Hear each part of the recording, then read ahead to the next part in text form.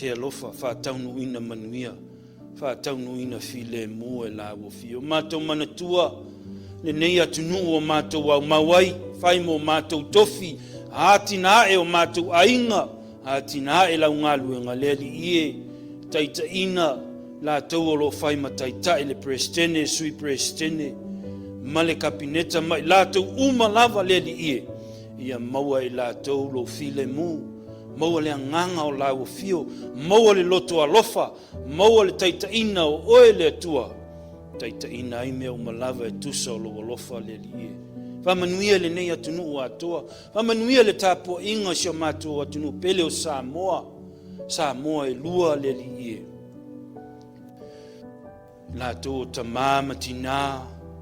tu i le muni papanga ma feula le muni la leli ie. E aso mātou manuia ia i lunga ia i la tu malava,